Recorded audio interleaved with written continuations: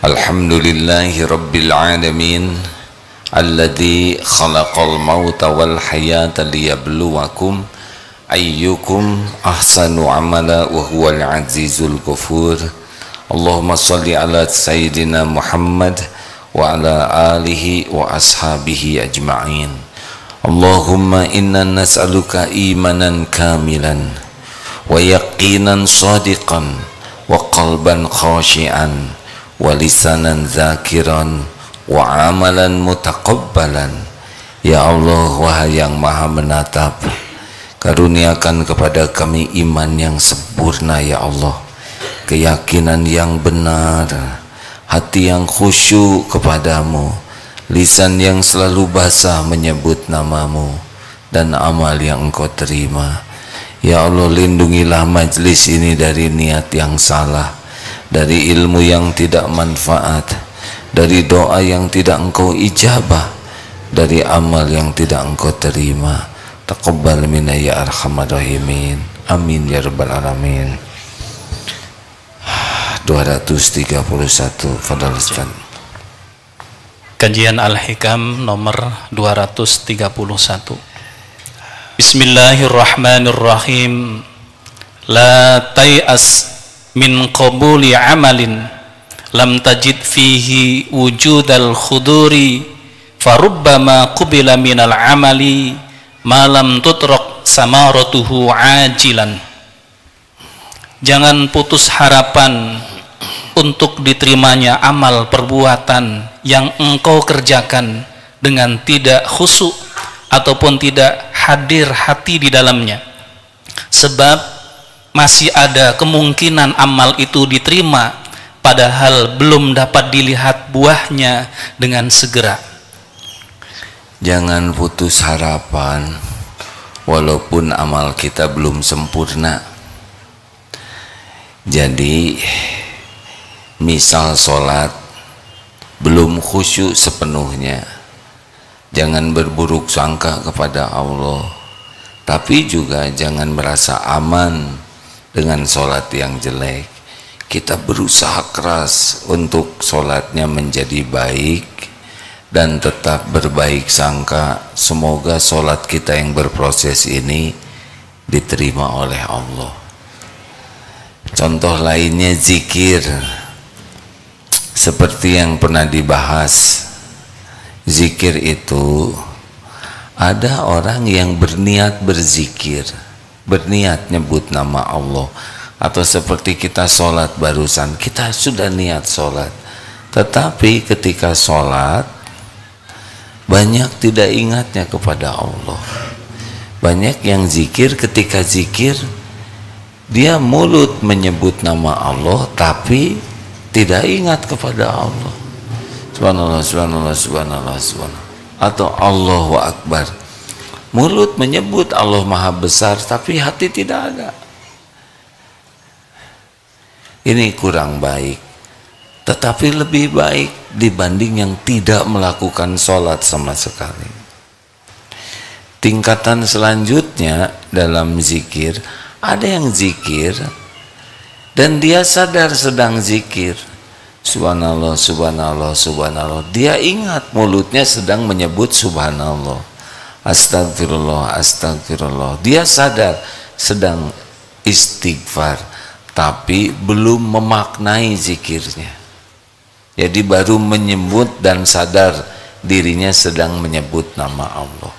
Ini lebih baik dari yang pertama. Yang pertama tidak ingat sama sekali tapi tetap melakukan. Ada tingkatan yang ketiga dalam zikir. Dia zikir, dia ingat saya sedang zikir dan memaknai.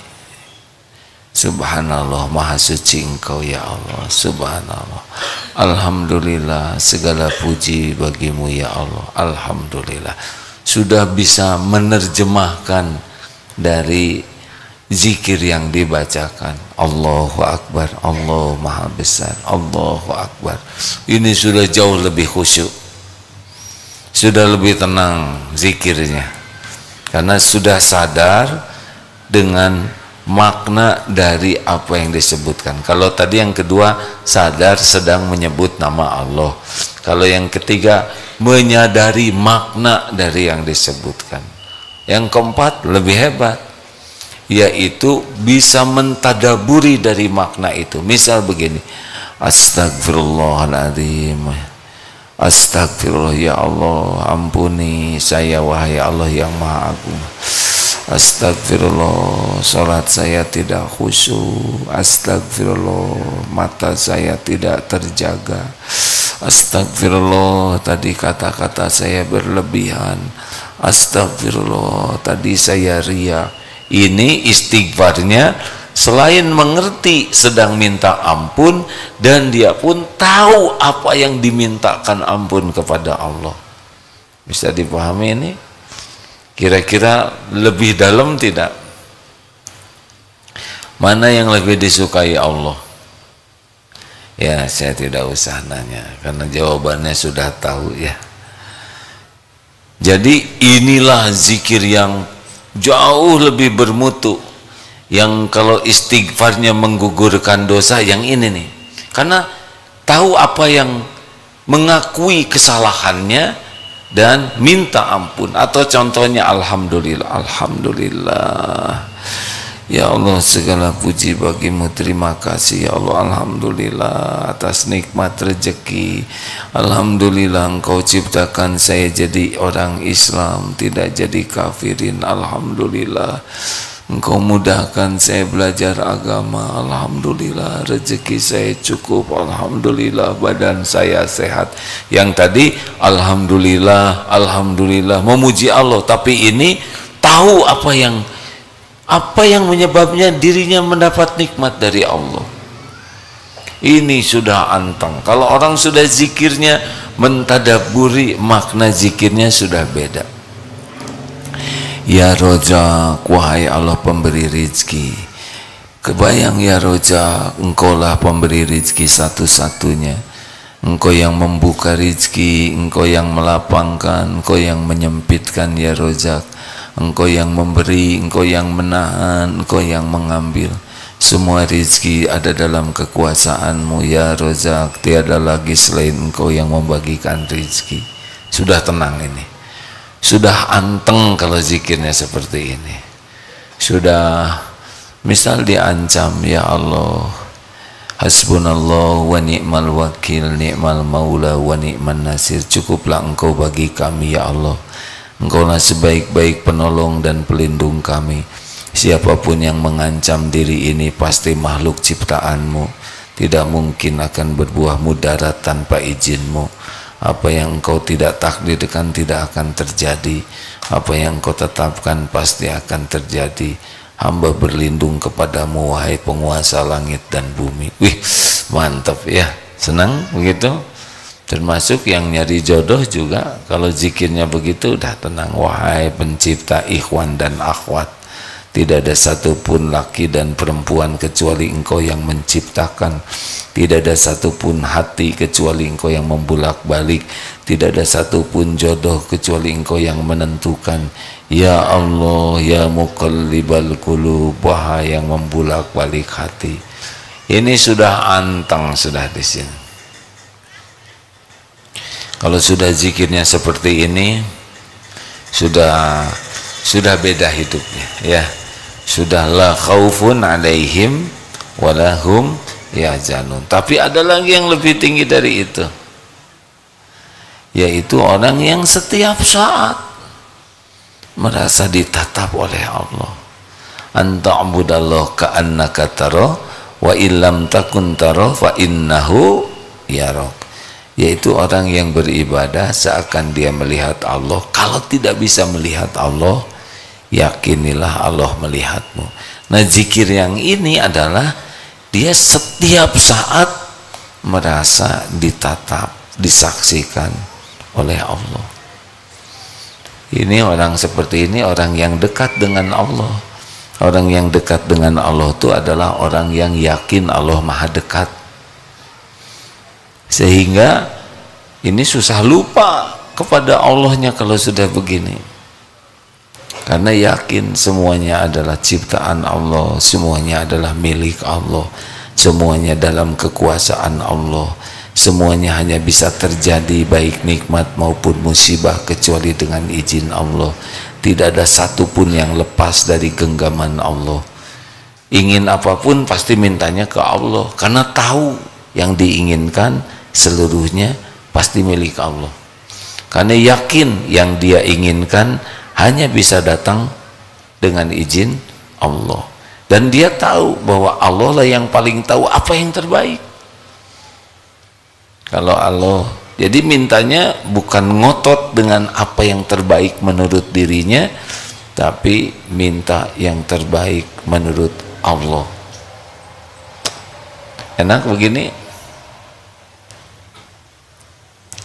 Kalau orang sudah yakin dirinya milik Allah dalam kekuasaan Allah, dia akan semangat sekali untuk melakukan kebaikan. Tapi kalau sudah jadi kebaikan, dia akan meyakini bahwa saya bisa berbuat baik pasti dengan izin Allah. Tanpa izin Allah saya tidak akan bisa sedekah.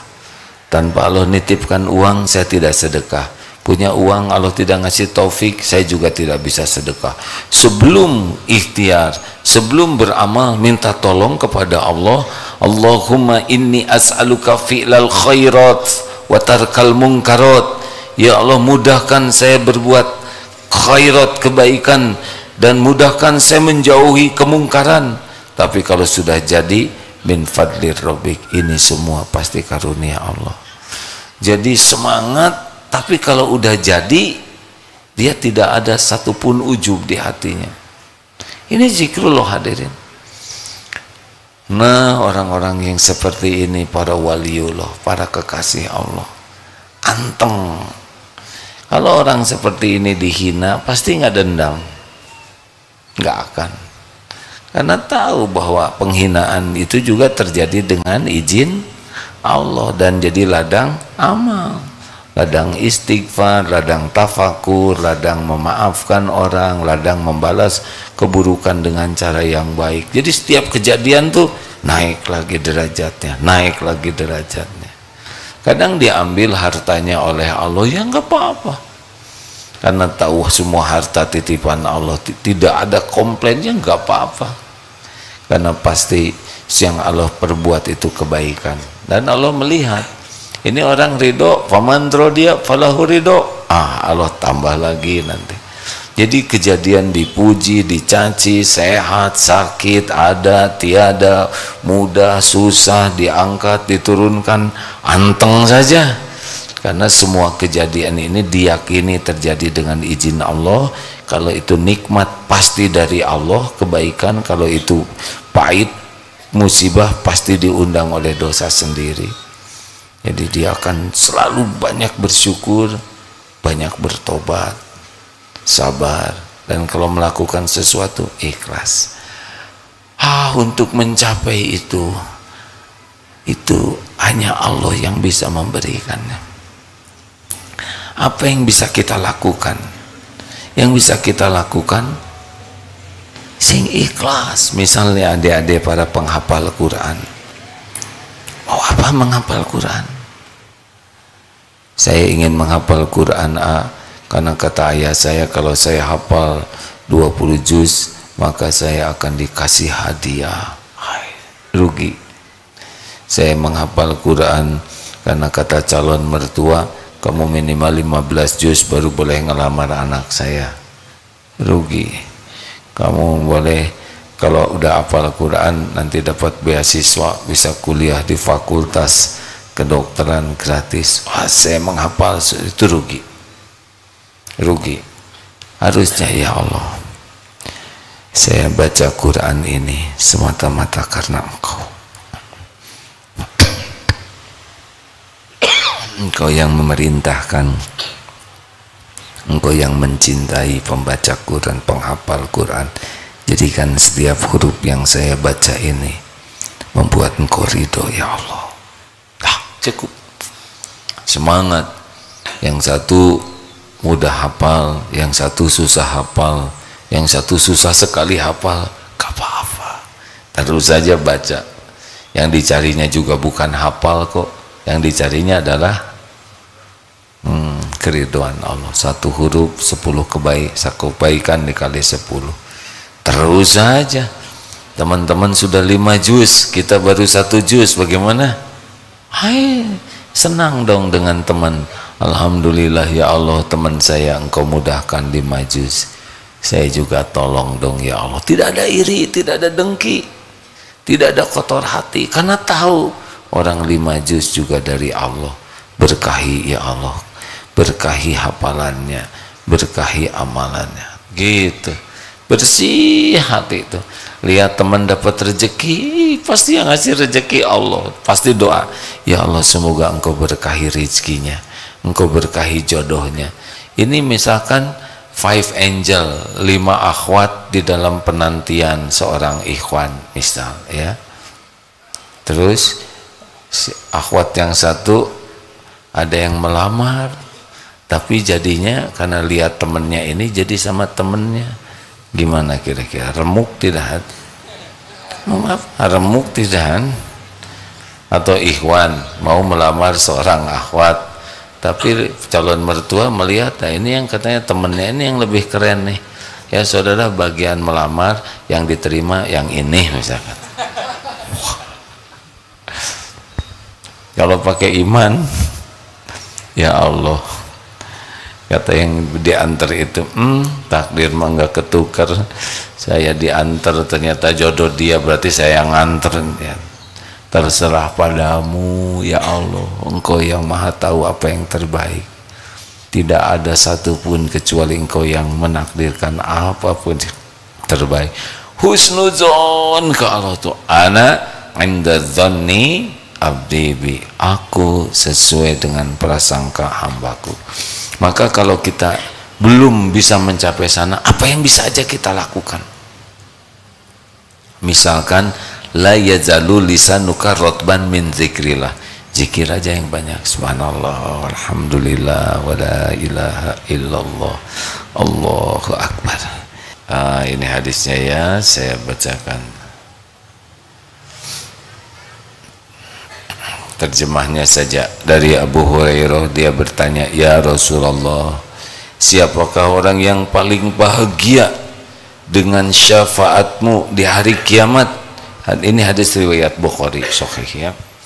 Jadi siapakah orang yang paling bahagia dengan syafaatmu di hari kiamat? Rasulullah SAW menjawab, yaitu orang yang paling bahagia dengan syafaatku adalah orang yang mengucapkan la ilaha illallah dengan ikhlas dari hatinya.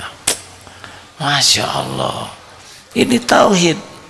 Jadi yang paling dahsyat dapat syafaat itu yang paling bagus zikirnya, yang ikhlas zikirnya itu la ilaha illallah. Tidak ada ingin dilihat orang, dipuji orang, dikagumi orang dari zikirnya. Selain lisan, hatinya mengakui tiada ilah, saya tidak punya Tuhan lain yang berhak disembah selain hanya Engkau ya Allah. Engkaulah Tuhan semesta alam ini. Kepadamulah hamba mengabdikan seluruh hidup ini. Inna salati wa nusuki wa mahyaya wa mamati lillahi rabbil alamin. Seluruhnya, pikiran, hati, gerak-geriknya, amalnya hanya satu, pengabdian kepada Allah Tuhan semesta alam. Tidak ada di sininya mengilahkan siapapun.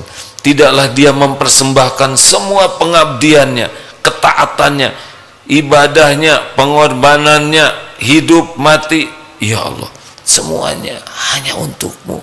Saya hambamu, saya mengabdikan hidup ini untukmu. Kalau ikhlas seperti itu, aduh, itu dapat.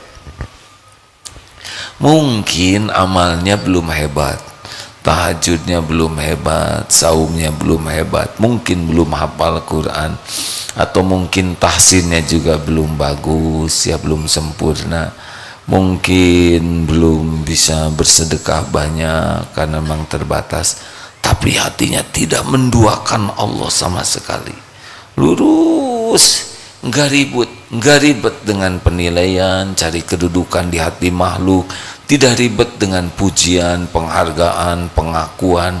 Oh, itu sudah selesai. Kalau sudah begitu sudah nikmat sekali. Maka mulailah terus maksimalkan, walladzina jahadu fina lanahdiyannahum subulana. Terus maksimalkan apa yang bisa kita lakukan. Dapat ilmu, amalkan dengan ikhlas. Dapat ilmu, amalkan. Begitulah para sahabat juga benar-benar dapat ilmu, diamalkan. Mungkin belum banyak. Kalau gitu nanti kapan saya sempurna ilmunya? Gak usah nunggu sempurna. Ilmu Islam sangat luas. Yang penting cari ilmunya ikhlas. Dapat ilmu, amalkan dengan ikhlas. Terus begitu, nanti Allah yang akan membimbing. Kan Allah menyaksikan. Ini pertemuan ini pun terjadi dengan izin Allah nih. Siapa yang harus mendengar ilmu ini pasti dia dengar. Nah, ini sebagai amanah. Apa kira-kira pulang dari sini yang bisa diamalkan? Perbanyak ketaatan, perbanyak zikir, tapi sing ikhlas. Ya Allah, untukmu, hanya untukmu, gitu. Karena kita sering berbagi dengan selain Allah. Ada yang bersedekah, ya sedekah, tapi juga ingin orang lain tahu dirinya ahli sedekah. Ada yang saum, terus naik kiloan, ya. Kenapa? Sudah 3 minggu saum Daud, cuman turun 1/4 kilo. Dia jengkel. Berarti memang bukan cari keridhaan Allah, tapi cari penurunan timbangan. Baik. Jadi walaupun belum khusyuk, tetap kita sempurnakan sholat kita sambil berusaha khusyuk, ya. Jadi jangan berputus asa.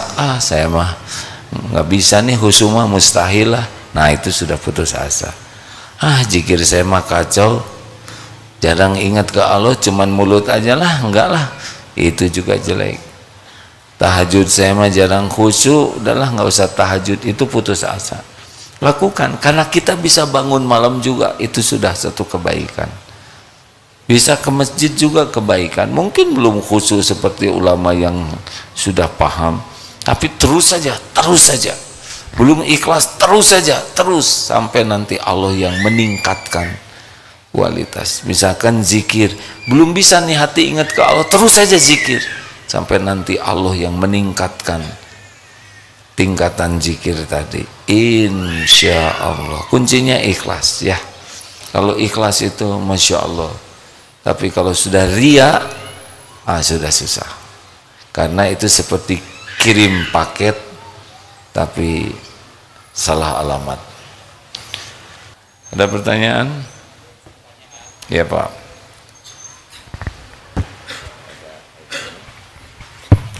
Assalamualaikum warahmatullahi wabarakatuh. Saya mau curhat sedikit. Apa yang memang kesalahannya saya harus laksanakan kembali. Sebelumnya saya kan pernah dengar sering kajian bahwa kita harus banyak zikrullah. Saat saya berzikir di jalan, ya, saya berapa kali terkena musibah dianiaya sama orang. Tak lama saya sambil melewati mereka sambil berteriak kata-kata hewan, nyebut anjing seperti itu. Lalu saya beristighfar di dekat mereka tersinggung sama saya, lalu saya dianiaya dan dipukuli. Ini fakta. 2 kali saya terkena musibah seperti ini. Selama ini ada yang mengingatkan saya, baiknya zikir dalam hati aja, walaupun sekiranya mulut bergerak itu di mana banyak menyinggung orang lain. Kalau saya sudah refleks, ibaratnya kalau kaget pun beristighfar. Di mana-mana orang zaman sekarang tak lepas dari perkataan hewan. Bahkan awalnya mereka nyebut demi Allah, belakangnya pakai jing, seperti itu. Saya sangat kecewa sekali di lingkungan saya. Bagaimana kesananya? Apakah harus saya terus berzikir di mulut atau di hati aja? Terima kasih. Assalamualaikum warahmatullahi wabarakatuh. Kalau zikirnya bisa membuat orang tersinggung, ya jangan dikeraskan. Tiap ketemu orang, a'udzubillahi minasyaitonirrajim, ya dia tersinggung lah, astagfirullahaladzim, udahlah di hati aja. Kan urusan zikir mah dengan Allah ya. Betul tidak? Ya, teruslah diperbaiki. Kalau ada yang seperti itu pasti ada hikmahnya, ya kan? Ada hikmahnya. Bukan zikirnya yang membuat kita dipukuli orang. Insya Allah zikirnya ada hikmahnya. Para sahabat juga ada yang zikir dulu dihina, difitnah, bahkan dibunuh, benar? Terus saja berzikir. Hanya dievaluasi mungkin zikirnya bagaimana yang tidak membuat orang berprasangka buruk. Ya, baik. Insya Allah dilindungi oleh Allah. Semakin ikhlas, fadhkuruni adhkurukum. Ada lagi? Kalau tidak ada, cukup. Silakan Pak. Ya, assalamualaikum warahmatullahi wabarakatuh. Saya atas nama Jumanta dari Purwakarta, Nurul Hidayah. Iya Bu, iya Pak. Ya. Pertanyaan saya begini Pak. Nah, saya sebagai orang tua kan diwajibkan untuk menyuruh sholat untuk anaknya. Nah, tiba-tiba anak itu berkata, ya nanti. Tapi di kata-kata nanti itu sampai akhir waktu dia enggak sholat-sholat. Apakah orang tua yang sholat itu nantinya diterima apa tidak sama Allah Subhanahu wa Ta'ala? Segitu. Terima kasih. Wassalamualaikum warahmatullahi wabarakatuh. Ini yang nggak diterima anaknya atau orang tuanya Pak? Orang tua. Kenapa orang tuanya tidak diterima? Iya, karena kan anak itu sebagai tanggung jawab orang tua. Katanya berat. Anaknya usia berapa Pak? Anaknya ya kemungkinan sudah berumah tangga. Oh, kok kemungkinan?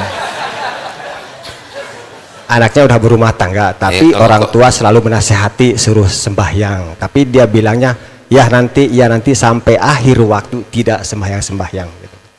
Jadi anak itu ada yang balita anak. Disuruh sholat, nah sholat nggak ngerti. Beda lagi, ada yang sudah balik.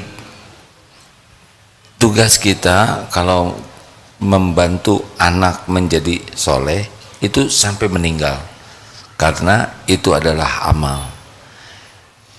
Hanya saja kalau sudah balik berumah tangga, tentu saja perhitungannya beda dengan anak yang sepenuhnya dalam tanggung jawab kita. Bagaimana kalau anak belum nurut? Apa yang harus dilakukan? Istighfar. Jangan-jangan anak kurang baik akhlaknya sekarang, itu bagian dari buah dosa kita dulu. Waktu mendidiknya kurang baik, tidak memberi contoh yang baik. Tidak ada ruginya Bapak evaluasi, kita evaluasi. Oh astagfirullah, ya. Tapi sudah lalu, saya dulu belum paham agama. Ya istighfarnya sekarang. Dan jangan hanya menyuruh, juga mendoakan. Juga jangan hanya menyuruh dan mendoakan, kalau bisa tambah ilmunya. Karena orang itu mudah beramal tuh kalau paham. Kalau disuruh sholat tapi tidak mengerti keutamaan dan manfaat sholat, ya dia tidak tergerak sebagaimana orang yang mengerti. Ya, terus saja Pak. Kalau perkara diterima atau tidaknya sholat Bapak, ya itu urusan Allah ya. Kalau nggak khusyuk ya mungkin nggak juga sih Pak, mungkin. Ya, terima kasih. Assalamualaikum. Perbaiki terus ya. Terakhir. Assalamualaikum. Di sini. Yang mana ini? Yang ngacung nggak ada yang bunyi, yang nggak ngacung bunyi, ya udahlah. Silakan Pak. Baik, makasih ya. Assalamualaikum warahmatullahi wabarakatuh. Nama saya Hashim Mustamin A dari Kalimantan Timur. Alhamdulillah. Subuh tadi saya ikut mendengarkan tausiah AA mengenai 3 tingkatan ilmu. Ada ilmu yakin, ada ainul yakin, dan ada hakul yakin. Pertanyaan saya ini ya, terkait dengan ilmu ataupun pengetahuan untuk kita sampai ke hakul yakin yang kita tidak pernah dengan panca indera kita melihatnya secara langsung, itu bagaimana supaya kita bisa sampai kepada tahap hakul yakin itu? Misalkan Allah gitu, kita nggak pernah melihat Allah secara langsung begitu.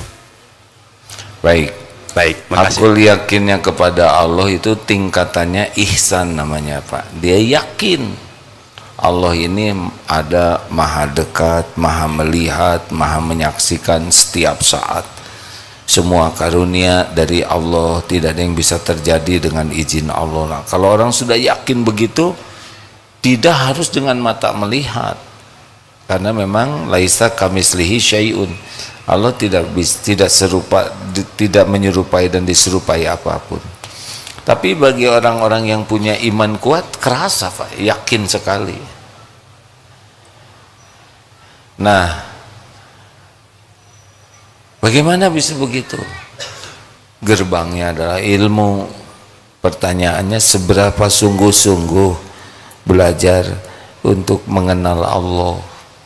Allah lihat siapa hambanya yang belajar, yang mendengar ceramah, yang menulis, yang buka-buka Quran. Allah melihat ini hambanya serius nih, ingin mengetahui Allah. Nanti Allah yang menolong. Tidak semua orang belajar ingin dekat dengan Allah. Tidak semua orang datang ke majelis taklim ingin dekat dengan Allah. Tidak semuanya. Bahkan tidak semua yang mencatat juga ingin dekat dengan Allah. Tidak semua yang menghafal Quran ingin dekat dengan Allah. Tidak semuanya. Tapi murninya niat itulah yang paling disukai Allah. Dan Allah tidak bisa dibohongi. Walaupun kita menyebut lillahi ta'ala, kadzab, dusta kamu. Gitu. Bapak mintalah ke Allah terus supaya dibimbing. Makasih ya. Ya. Selang-seling. Jadi siapa yang ngacung? Sudah, jangan bertengkar. Yang satu disuruh ngacung, yang sebelahnya yang mau nanya katanya. Assalamualaikum warahmatullahi wabarakatuh. Waalaikumsalam warahmatullahi wabarakatuh. Perkenalkan, nama saya Fifki Fauzia Rohmah dari Majelis Taklim Nurul Hidayah Purwakarta. Izin bertanya Pak Ustadz, bagaimana hukumnya mengumpulkan rambut dan juga potongan kuku saat haid? Ada juga kan pendapat dari sebagian pendapat gitu bahwa itu teh harus dikumpulin gitu, soalnya dipertanggungjawabkan di akhirat nanti. Dan ada juga yang tidak usah mengumpulkan gitu Ustadz. Terima kasih. Assalamualaikum warahmatullahi wabarakatuh. Waalaikumsalam. Oke, karena saya tidak haid ya, jadi saya harus tanya. Tolong Ustaz cariin. Saya tahu sedikit tapi khawatir tidak lengkap jawabannya. Silakan Ustaz. Berkaitan dengan rambut, kuku yang lepas ataupun dipotong, jumhur ulama menyampaikan bahwa itu tidak bagian dari yang harus dibasuh ataupun saat mandi diikut sertakan. Ini menurut jumhur ulama. Ada sebagian yang memang berpendapat karena saat haid kemudian sudah bersih, maka seluruh anggota tubuh di dalamnya termasuk ada rambut dan kuku itu juga ikut dibersihkan. Tetapi jumhur ulama dalam fikih sunnah disebutkan tidak wajib dibasuh saat bebersih ataupun saat mandi. Gitu Bu. Terima kasih. Terima kasih Pak Ustadz. Terima kasih atas pertanyaannya, terima kasih atas jawabannya. Enak begini. Sok yang banyak pertanyaan mumpung ada Ustadz di sini. Ayo deh giliran.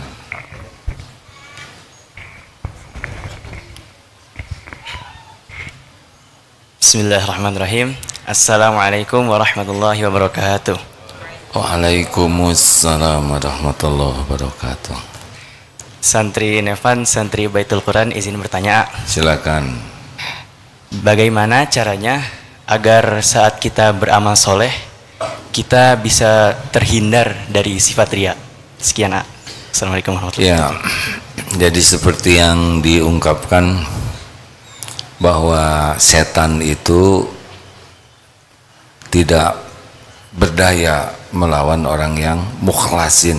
Illa ibadaka minhumul mukhlasin, surat Shad ayat 82-83 kalau nggak salah ya. Dan surat An-Nahl 99, innahu laisa lahu sultanun 'alal ladzina amanu wa 'ala rabbihim yatawakkalun. Orang yang pokoknya orang yang nggak bisa ditipu setan itu mukhlasin dan mutawakilin. Orang yang paling ikhlas dan paling tawakal kepada Allah. Nah, ini sebuah perjalanan panjang yang tidak ada akhirnya, karena riya itu seperti semut hitam berjalan di atas batu hitam di belantara yang kelam, di dalam gulitannya malam. Jadi selalu ada di sini tuh keinginan untuk dinilai, diakui. Nah, sekarang gimana caranya supaya kita tidak riya? Pertama memang tekadnya harus kuat bahwa saya pengen jadi orang, pengen jadi mukhlasin. Allahumma ja'alna minal mukhlasin, Allahumma ja'alna minal mutawakkilin. Minta ke Allah, minta supaya benar-benar terus mujahadah, terus kita periksa apa sih niat saya, apa sih niat saya. Waduh, saya mau tahajud ini kayaknya nggak ikhlas sih, mending tidur aja. Itu juga ketipu. Mau sedekah, aduh ini 1 juta pada lihat, berarti nggak ikhlas, nggak jadi, mending 1000. Itu juga nggak ikhlas. Jadi yang dirubah tuh hatinya, bukan amalnya. Tidak sesederhana dengar ceramah ini deh, tetapi perjuangan yang terus menerus memeriksa hati itu sambil minta ampun dan minta tolong. Gimana saya udah riya, tobat. Udah kerasa nih, oh tadi saya riya nih. Udah istighfar, akui kesalahannya, minta tolong, dan terus itu. Nanti apa cirinya? Makin ikhlas, makin nyaman. Kalau makin tidak bergantung ke makhluk, udah enteng hidupnya, ringan, nyaman, nggak mudah tersinggung, nggak mudah jengkel, dan selalu semangat beramal itu. Nggak membedakan amal besar, amal kecil, karena semuanya kan untuk Allah ya. Gitu deh. Ada yang nyindir lah pasti. Saya mah merasa aduh, ya ini bisa dialog juga. Ya, udah kita ya. Silakan. Langsung mikrofonnya dibunyikannya dari sana deh. Bicara saja. Ya bicara saja. Pegang mikrofonnya. Izin bertanya, Ya. Jadi semenjak saya nyantri di Deki ini, entah kenapa standar saya mengenai ikhwan itu jadi berubah, Oh. Standar mengenai ikhwan. Sebelumnya itu saya suka ikhwan yang liberal, tapi semenjak saya nyantri di Deki, saya itu jadi suka ikhwan yang soleh, Oh.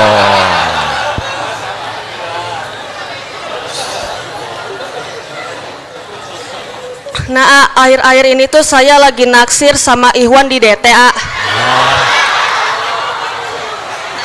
Tenang, tenang. Ini santri baru ya, tenang. Harusnya santri yang senior pasti nggak berani ngomong ini walaupun iya ya.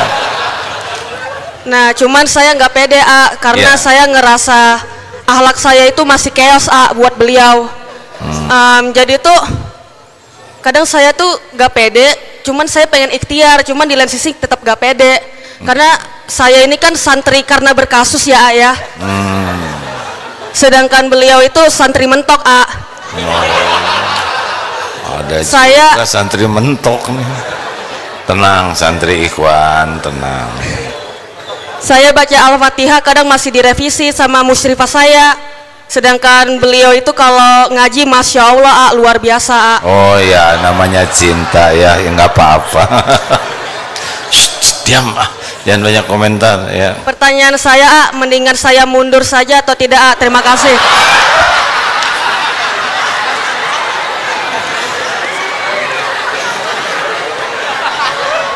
Coba tunjuk yang mana ikhwannya. Oh, Jangan. Nggak bisa, ada orangnya. oh.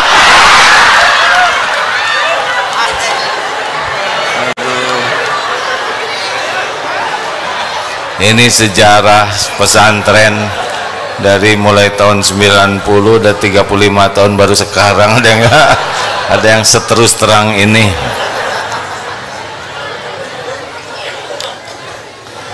Jadi kenapa kok jadi tertarik sama dia? Gak tahu kayaknya ngajinya sih luar biasa menyentuh hati saya. Ngajinya. Ya. Coba Ikhwan ngacung. Jangan. Ujian dek. Jadi tidak selalu tertarik jatuh cinta itu merupakan jodoh. Memang yang paling nelangsa adalah mencintai seseorang yang bukan jodohnya, dan lebih nelangsa lagi mencintai seseorang yang jodoh teman kita. Aduh itu mah ya, itu nyesek ya.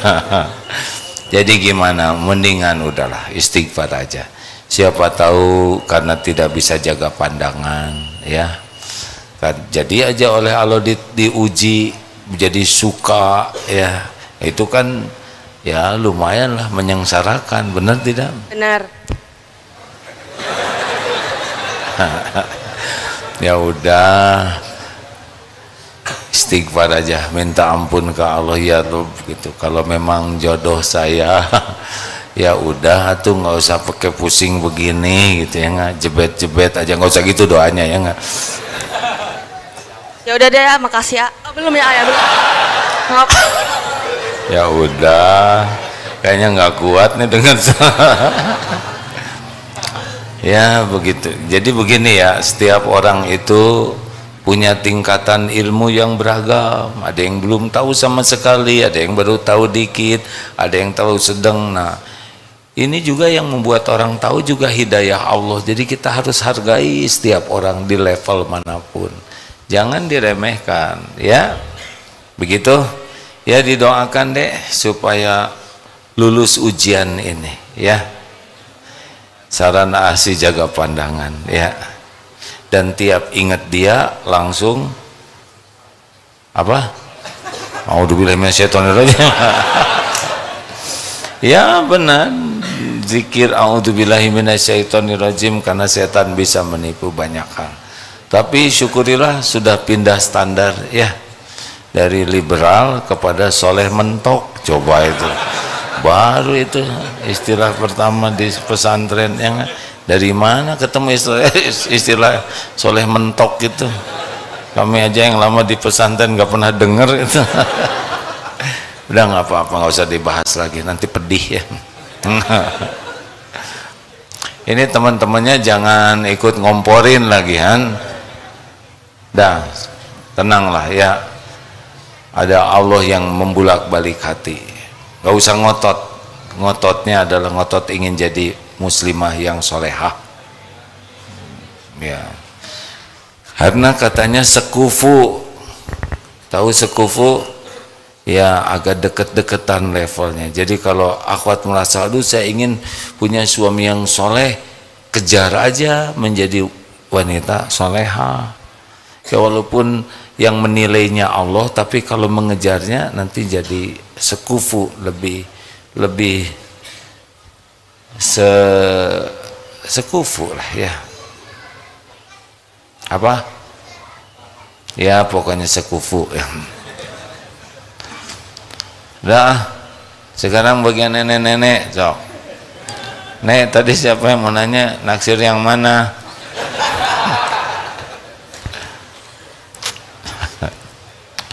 Jadi karena santrinya beragam di Darut Tauhid ini, santri itu tahu nggak di sini berapa banyak, berapa jenis programnya, dari penitipan bayi sampai jangan nyebut penitipan kakek, dari penitipan bayi sampai program pesantren masa keemasan. Jadi beragam. Jadi kalau ada yang nanti, Mas itu ada salam dari santri akhwat, harus tahu dulu program apa ya gitu ya, intinya. Terima kasih. Siapa tadi yang udah ngacung yang belum kesampaian? Bismillahirrahmanirrahim. Assalamualaikum warahmatullahi wabarakatuh. Waalaikumsalam. Perkenalkan, saya Ibu Heti dari Kopo, Pak. Ada satu pertanyaan yang terus jadi pertanyaan di hati ketika kita semakin ingin dekat dengan Allah, tapi saya merasa ujiannya makin berat gitu. Jadi semakin dekat Allah ngasih kasih sayangnya, tapi mungkin dengan cara ada kepedihan, ada sakit, ada sesuatu yang menurut secara manusiawi sepertinya itu kok jadi begini ya gitu. Padahal saya sudah ingin begitu dekat dengan Allah. Ujiannya malah tambah naik gitu ya. Berusaha berdoa selalu semoga dikuatkan. Tapi mungkin saya minta saran ke AA bagaimana agar hatinya itu tidak goyah, karena kadang-kadang ya syaiton terus ngegoda gitu biar tuh geningan kamu jadi beriman teh diuji nak kia gitu. Ada aja waswisunya itu. Jadi bagaimana baiknya menurut AA? Terima kasih. Ibu sendiri maunya gimana? Maunya makin dekat sama Allah gitu. Itu yang paling penting. Ibu punya anak sekolah enggak? Sudah punya cucu. Sudah punya cucu. Mau anaknya ujiannya udah SMP ada, SMA ada, udah lewat ya? Sudah lewat. Mau anaknya diujinya ujian TK terus? Enggak juga. Enggak juga ya. Kalau SMA kira-kira maunya ujian SMA atau ujian SD? SMA. Ya, enggak mau ya ibu anaknya kuliah pakai ujian TK-an. Betul. Ibu bahkan bayaran untuk bayarin anak diuji, benar? Iya, Pak. Ibu dulu kan ngebiayain anak supaya anak dapat ujian, benar? Betul. Betul tidak? Betul. Dan ibu tidak mau ujian anak yang cetek-cetek, betul tidak? Karena nggak akan kepake ilmunya kalau ujiannya tidak sesuai gitu, Bu. Ya udah, penting ibu paham itu. Ini saya bacakan hadis Rasulullah SAW. Inna uzmal jazai ma'al uzmil balai. Sesungguhnya besarnya pahala sesuai dengan besarnya ujian dan cobaan, ya, atau cobaan. Wa innallaha idza ahabba qauman, dan jika Allah mencintai suatu kaum, ibtalahum, Allah akan menimpakan ujian untuk mereka. Faman radiya falahu ridho wa man sakhita falahu sakhatu. Barang siapa yang ridho kepada ujian yang Allah berikan, maka Allah akan ridho kepadanya. Barang siapa yang murka kepada ujian dari Allah, Allah murka kepadanya. Jadi kalau ibu ingin dicintai Allah, memang akan diuji. Dan kuncinya sederhana, Bu, ridho, terima aja. Nggak usah kenapa begini, kenapa begitu. Pasti ini yang terbaik dari Allah. Ibu punya dosa tidak? Banyak. Nah, ibu mau diampuni? Pengen. Rasa sakit, pedih itu bagian dari penggugur dosa. Amin ya Allah. Ada dosa yang tidak bisa ketebus dengan sholat kita, karena sholat kita tidak khusyuk sama sekali. Zikir kita ala kadarnya, sedekahnya sisa uang sedikit, ya. Kemudian dosa kita banyak, mata, mulut, tuh terus-terusan. Sedangkan Allah menginginkan kita bersih. Tobat kita sedikit, ya pasti dikasih penghapus. Nah, penghapusnya itu beragam kepahitan. Terima aja, ya Allah, saya terima. Nanti lapang aja. Yang bikin berat itu enggak nerima. Kenapa begini? Nah, itu yang bikin berat. Udah terima. Saya terima ya Allah. Takdir ini saya terima, dan tolong saya bisa selamat dari ujian ini. Gitu. Gimana tuh ibu maunya sekarang? Ibu teh mau nyeplos aja gitu ya, kan? Ya, salah satunya pengen mulunyut aja kan. Dosa banyak, ibadah kurang khusyuk, dosa nambah banyak, amal cuma sedikit. Allah sayang, ingin kita jadi ahli sorga.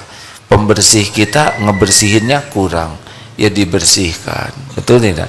Kayak ibu punya anak, badannya kotor, lalu anak suruh mandi, tapi nggak bersih, dibersihkan nggak oleh ibu kan? Betul. Karena sayang kan? Iya. digosek oleh ibu, disiram anak ibu, benar? Atau dibiarin aja kotor? Dibersihkan. Ya begitu. Karena dendam sama anak atau gimana? Karena sayang kan? Iya, karena sayang. Terima aja Bu. Baik, katakan Ustaz. Ya Allah saya terima. Saya terima. Nah ketika bicara itu dan hati nerima, hati dilapangkan oleh Allah. Jadi yang bikin berat itu enggak nerima. Yang bikin nyesek itu enggak nerima. Ketika nerima langsung ringan. Percayalah.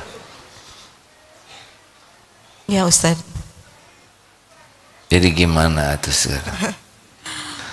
Ya belajar menerima dengan ikhlas. Itu. Belajar menerima dengan terima. ikhlas. Ibu ingat aja, ini Allah sedang membersihkan dari dosa-dosa saya.